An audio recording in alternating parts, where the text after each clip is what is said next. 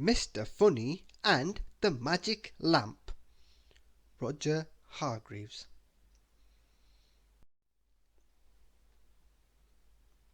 Mr. Funny lives in a teapot house.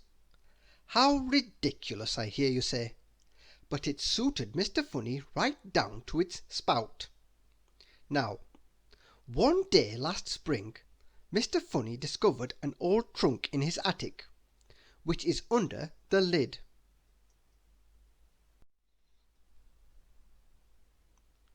And in the trunk he found a carpet that gave him a surprise, for it was a magic carpet, a magic flying carpet.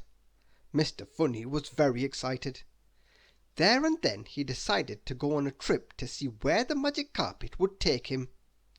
So on that spring morning he set off on an adventure.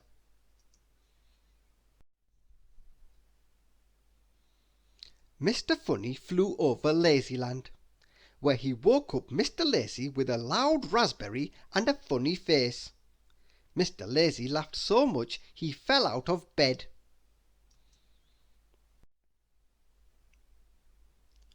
Mr. Funny and his magic carpet flew over Fatland, where Mr. Funny made Mr. Skinny laugh. He laughed so much he tripped over a daisy and dropped the breadcrumb he was carrying for his picnic lunch.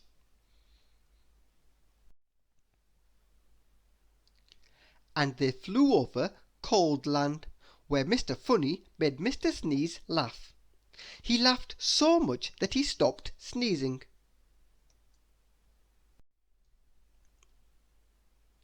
The magic carpet flew on and on. They flew over mountains and valleys and over the sea. Finally, they arrived in a desert. But there was nobody there. Nobody to laugh at Mr. Funny's funny faces. Then, just as he was about to leave, Mr. Funny saw something half buried in the sand. It was a lamp. "What a grubby old lamp!" he said to himself, and gave it a rub.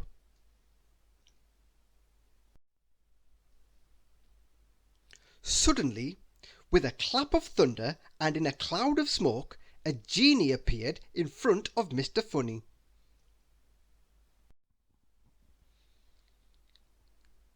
Which was all very exciting, but what Mr. Funny noticed most of all was how miserable the genie looked.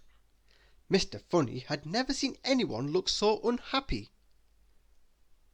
"Master," said the genie glumly, "I am the genie of the lamp, and I appear before you to grant you 3 wishes." To the genie's surprise, Mr. Funny pulled one of his famous funny faces. The genie did not laugh. He did not chuckle. He did not even smile. Not a flicker.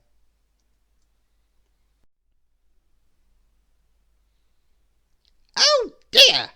said Mr. Funny. It was going to take a bit more than a funny face to cheer up this genie. And then he had a thought. "For my first wish, I wish for a piano-playing elephant." "As you command, master," said the genie, and then, before you could say broken piano stool, a piano-playing elephant appeared before them. Mr. Funny roared with laughter. It was hilarious.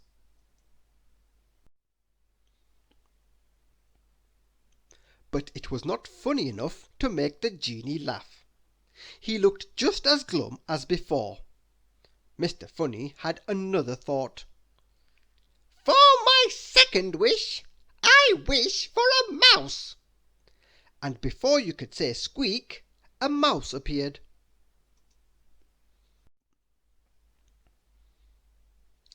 And as Mr. Funny and you probably know, great big elephants are frightened of teeny tiny mice.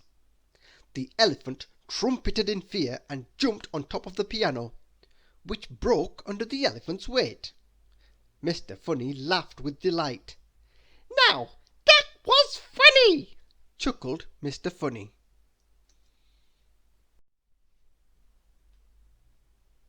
Not really, said the genie, who looked just as unhappy as before.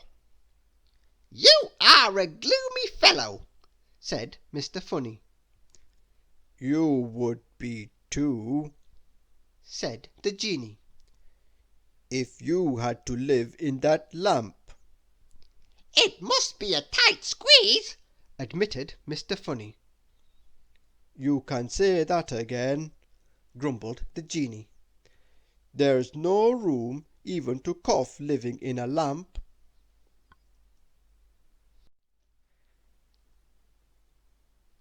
I live in a teapot, a very comfortable teapot, mind you, said Mr. Funny, and then yet another thought struck him. For my third wish, I wish your lamp was a house. And before you could say, bring me a builder, the genie's lamp had turned into a house.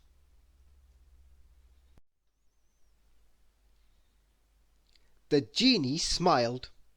Only a flicker of a smile, but at least a smile.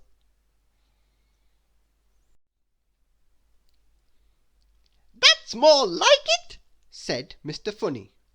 Now, how am I going to get this elephant back home? I know! I wish... I'm sorry, interrupted the genie.